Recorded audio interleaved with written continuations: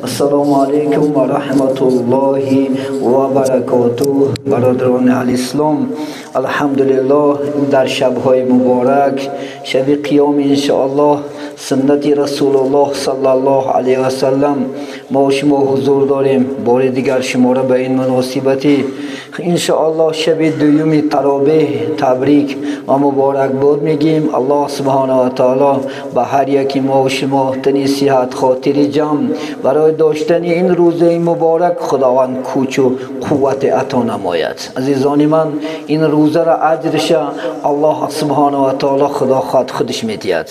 من در انشاءالله خدا خواهد حدیث میاد و انی نبی صلی الله علیه و سلم انه قال حکایتا عن ربه، یعنی از طرف نام پروردگار حکایه میارند که کل عمل ابن آدم له الا صوم فان لی و انا اعز به. خدا سبحانه میگه هر یک عملی که فرزند آدم میکند برای وی است الا مگرم روزه، یعنی این برای من است و اجر و مکافات من میدیم. این صاحب کتاب میگه لأن الصوم سیر لیس فیه عمل یشاهد له، یعنی این روزه سیر است که یگان کسی مشاهده دیده نمیتوند. سببش که در این روز روزه دارد که ندارد بجز الله کسی نمیدوند. اگر شما در خانه خلوت روزه خورین کوچه بروین که من روزه دارم، همه باور میکند یا نمی. البته این سیر است، این سیر فقط اجرش الله خودش میدهد. از صوم لی و انا اعز به، خدا میگه این روزه برای منه و اجر و مکافات این روزه را من میدم ان شاء الله خدا خواهد. خب روی عن نبی صلی الله علیه و سلم قال اتیت لامتی خمسه اشیاء لم تؤتا لاحد قبلهم.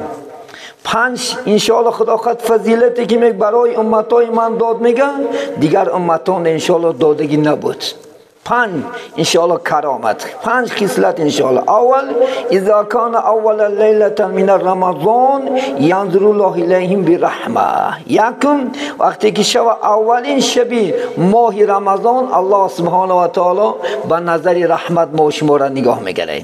پیغمبری بزرگوار همین دهه را 3 تقسیم کردن. اولها رحمتون و اوسطها مغفرتون و آخرها اتق من النیران. گپ نزنین، معاوضه گوش کنین، نفورد. امروز قانون است از طرف خدا خواهد مفتیات 15 منوت حق داره ما صحبت کنیم. 10-15 منوت قرار اومدگی. مقصد خدا خواهد امشب روزه گیریم، پگاه روی آداب گپ میزنیم.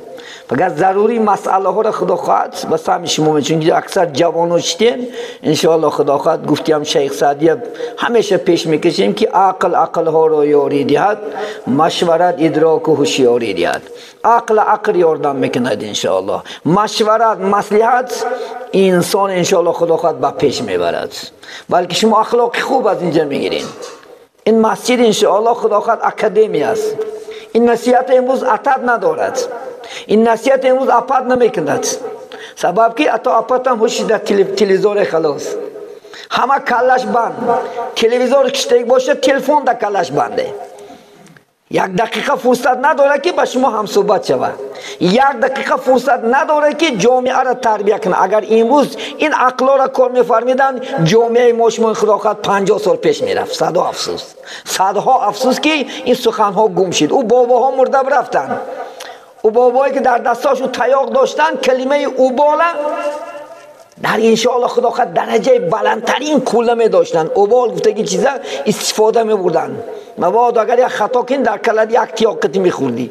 میگو بچه همین اوباله کار نکن، انی گناه نکن، انی رای خوب بگی. لیکو بیچاره مردن. امروزی بابا همش خدا خواهد خودشو محتاج امروز تربیه هستن. سبب کتاب نمیخونن، سبب انشاءالله صحبت عالمان نمیشنن. همه من امروز بینین در این مسجد اگر چیتا باشد 70% 80% جوانان را تشکیل میکنند خلاص. باشد 10% موی سفید است خلاص. کنی گجاشتن موی سفید ها دعوا میکنند من اگر نفقه برام انشاءالله رفته خانه خدا نیام باش میزنیم. خانه خدا از عبادت اینجا گذاشتن امروز. این دواهای دروغ کجا شده که دوا؟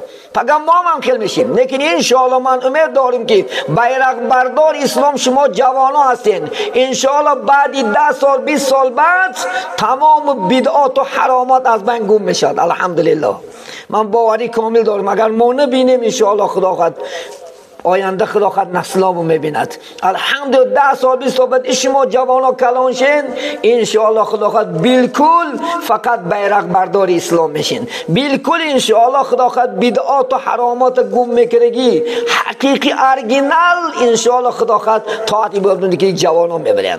شما مستفیدای خوب میشین انشاءالله خدا. چون که شما وقتی که بسیار اکثر صحبت علما ها داشتین شما تربیتگر جوانی نه یعنی نسل نورس میشین انشاءالله خدا خواهد. در کتاب گفتن پیرمرد سخنش مجبور من از معایزه بیرون برم. پیرمرد سخنش میگه یک دارویی است که وای در اپتیک فروخته نمیشود. وای در یگان انشاءالله خدا خواهد تشکیلات نیست. این دارو نصیحت است انشاءالله خدا خواهد. حتی میگه نصیحت کردنی موسفیدان جوانا را مثل تازه کردنی گلها از خار و خس بیگانه است میگه. ببینید موسفیدان را نصیحت کردنش برای جوانا از خاری که گل اطرافش پیچیده میگیرد از وین انشاءالله بلندتر است. نصیحت کنین انشاءالله. وقت هم شده.